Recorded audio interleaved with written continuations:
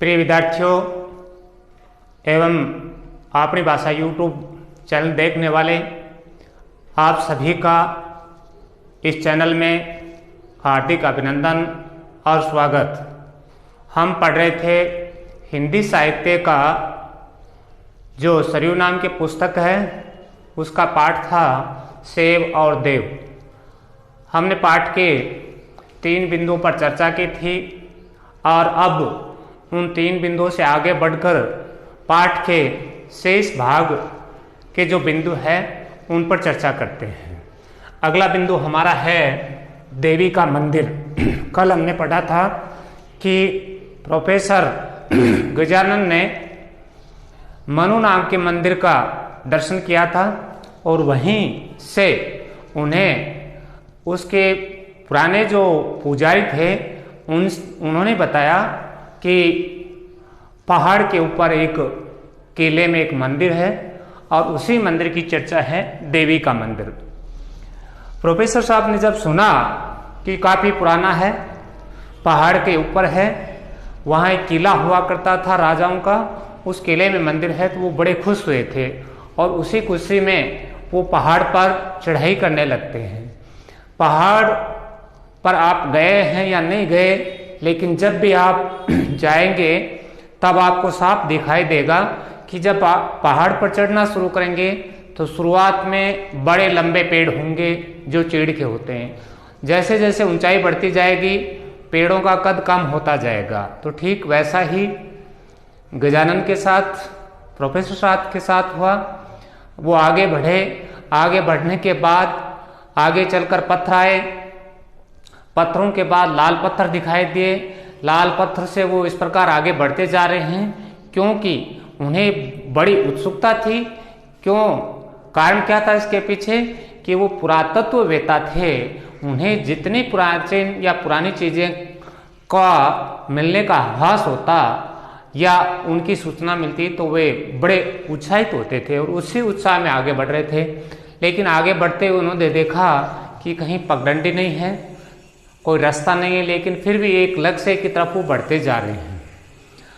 थोड़ी दूर बढ़ने के बाद उन्होंने देखा कि पत्थर हैं, पत्थर की चट्टान, धूल, उनसे आगे काली झाड़ियों का झुंड जो स्तूप का आकार बना हुआ है, उससे आगे उन्हें एक गड्ढा दिखाई दिया।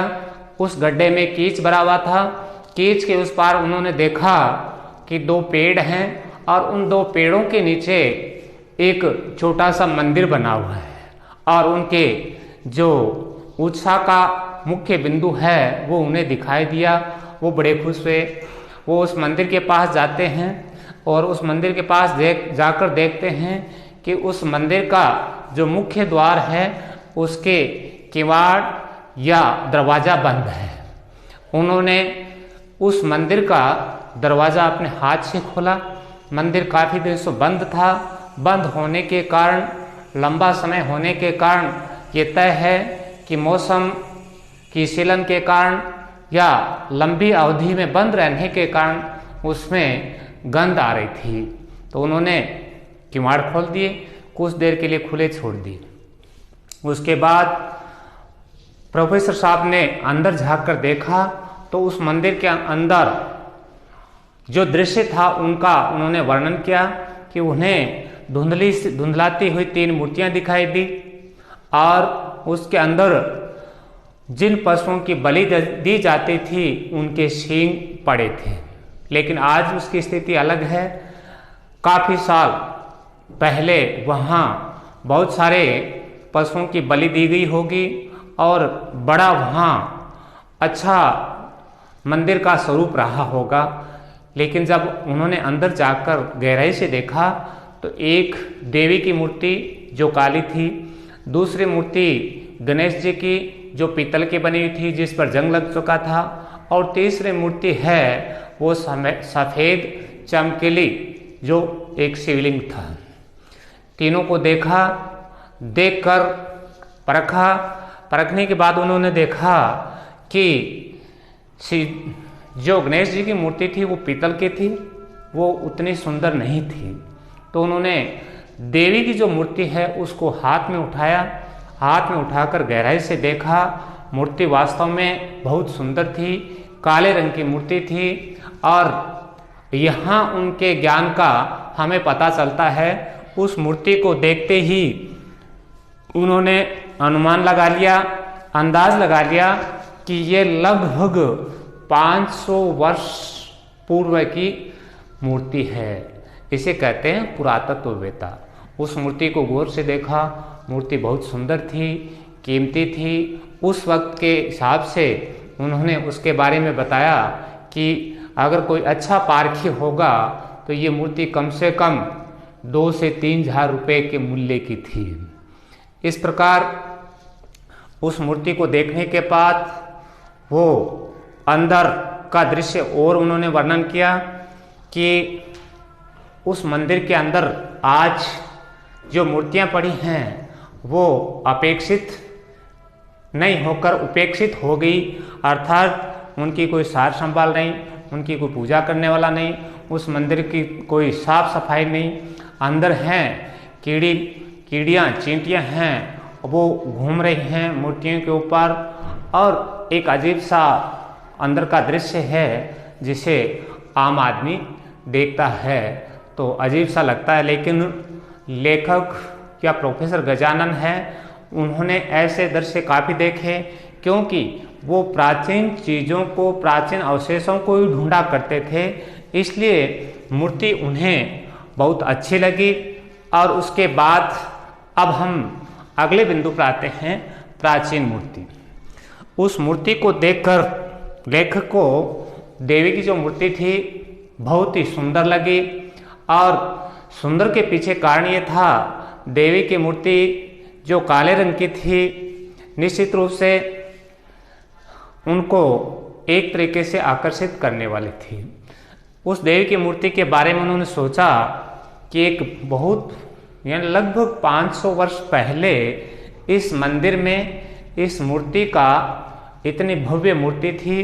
राजा का जो किला था, राजा के जो सेवक थे, निश्चित रूप से इसकी बहुत ही अच्छी तरीके से सेवा भी होगी, साल संभाल भी हुई होगी और उस वक्त न जाने कितने पशुओं की यहाँ बलि लगी होगी।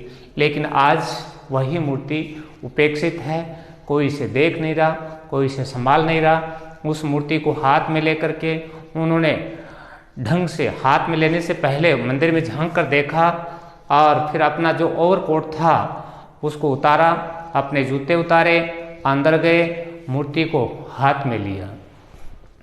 अब यहाँ एक विचित्र स्थिति हो जाती है।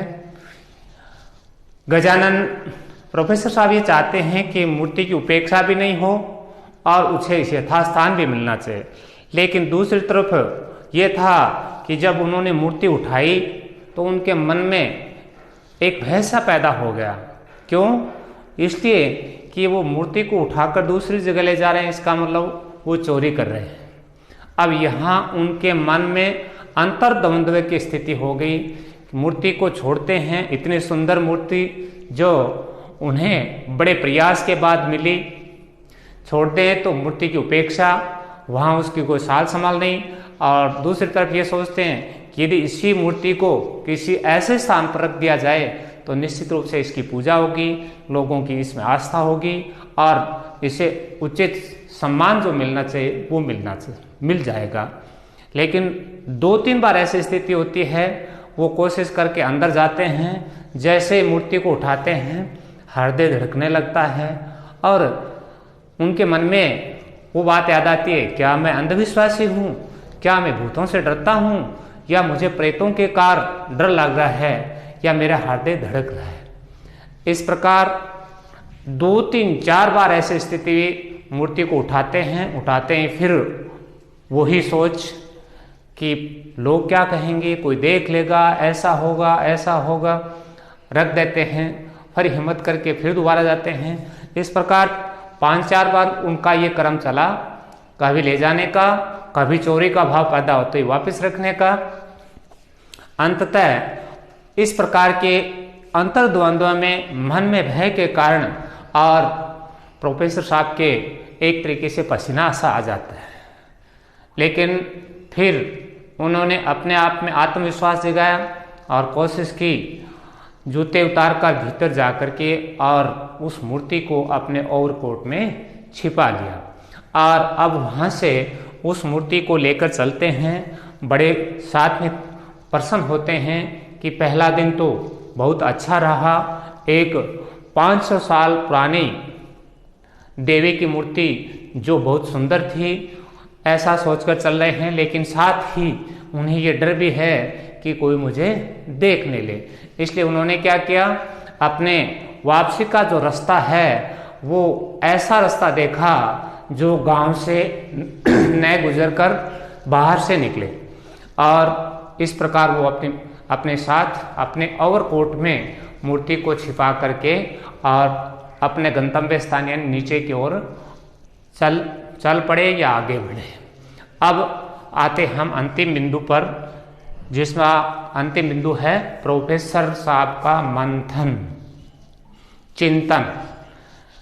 मूर्ति उनके ओवरकोट में है, वो आगे बढ़ रहे हैं, वही दौर हुआ, ऊपर से नीचे आ रहे हैं। पहले पथरीला लाल पत्थर, उसके बाद कंटीली झाड़ियाँ, झाड़ियों के बाद पेड़, बड़े पेड़, और उसके बाद सेबों के पेड़ों की कतारें शुरू हो गई। वो सोचते ही चल रहे थे, अच्छा किया बुरा किया। इतने में क्या हुआ, सेबों के पेड़ से फिर वही धम की आवाज़ आई।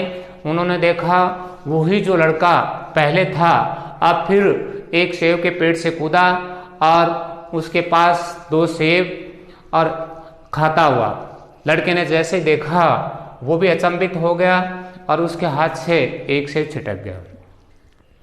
प्रोफेसर साहब ने उसे देखा तो वो बड़े गुस्से में आ गए और बच्चे को फिर पकड़कर उसके कोट की कॉलर पकड़कर 2 तमाचे जड़ दिए।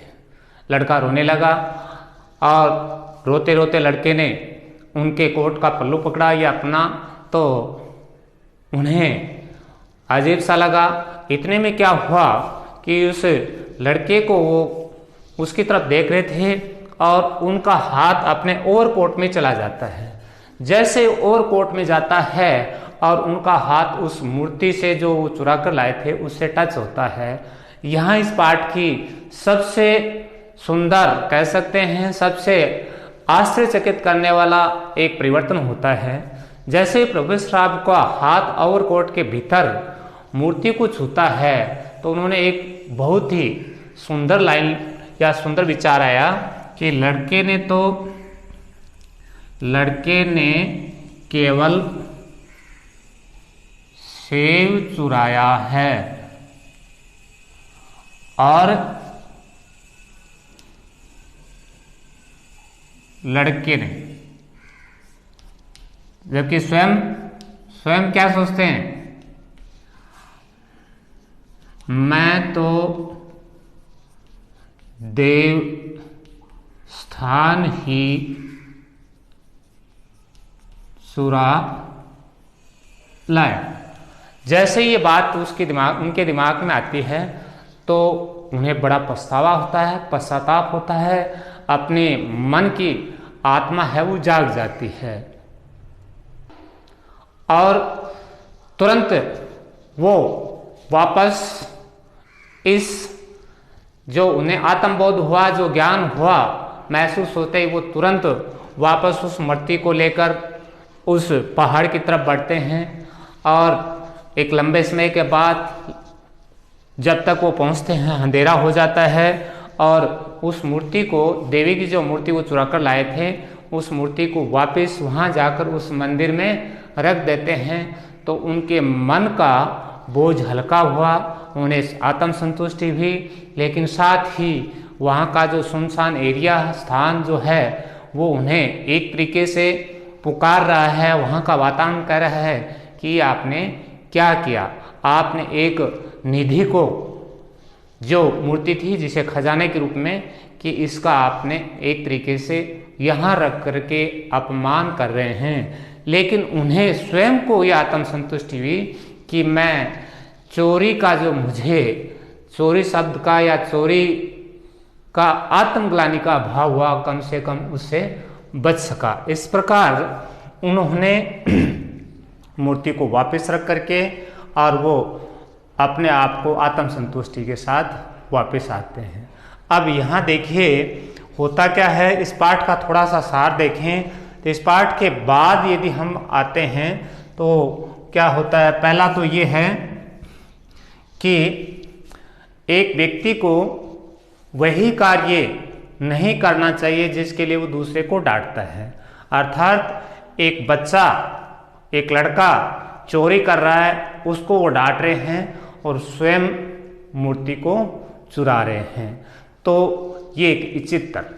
यहाँ से उनको क्या होता है, जब इस बात का पता चलता है कि लड़के ने केवल सेव चुराया है और मैं तो देवस्थान या देवालय को लूट लाया हूँ, तो इसके कारण उनके क्या होता है, नैतिक मूल्यों का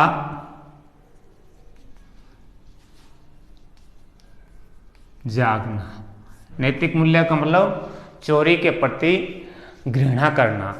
दूसरा एक बात उन्होंने और बताई है, इस पाठ के माध्यम से हम भी देखते हैं, जिन देवी देवताओं की हम पूजा करते हैं, उनमें आस्था रखते हैं, उसका हमें क्या फायदा होता है। इसका इस पाठ के माध्यम से साफ लिखा गया है कि देवताओं की पूजा से, देवियों की पूजा से हमारे मन के भीतर का जो अंधकार है वो नष्ट हो जाता है और उस नष्ट होने के बाद हमारे अंदर नैतिकता, सत्य एवं आस्था की स्थापना हो जाती है। दूसरी बात, तीसरी बात ये भी है इसमें, दो के बाद तीसरी, आस्था शब्द है तो आस्था से एक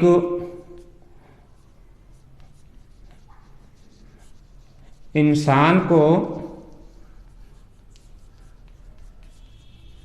नैतिक बल मिलता है। ये कुछ इस पाठ के बिंदु हैं, हालांकि चर्चा विस्तृत हुई है, फिर भी थोड़ा सा सार के रूप में आप ध्यान रखें। पाठ का सार आपको समझ में आना चाहिए। इस प्रकार इस पाठ के 3 बिंदुओं के रूप में मैंने सार देखा है। पाठ हमने पूरा पढ़ा है, बिंदुवार चर्चा की है। आप इसमें बस यही ध्यान रखें, आप यदि गलत कर रहे हैं तो गलत करने वाले को आप टोक नहीं सकते। अगर आप ऐसा कर रहे हैं तो इसका मतलब आप नैतिक मूल्यों की अवहेलना कर रहे हैं। इसलिए हमारा ये नैतिक दायित्व है, हम वही कार्य करें जो उचित हैं, और उसी उचित कार्य को यदि कोई अनुचित समझता है तो आप उसे रोक सकते हैं, मना कर सकते हैं। इस प्रकार आज का ये पाठ जो सेव और देव नामक का पाठ है वो हमारा पूर्ण होता है, और इसके साथ इस पाठ को समापन या पूर्ण विराम के साथ समाप्त करते हैं। आप सभी को मेरी ओर से बहुत बहुत धन्यवाद।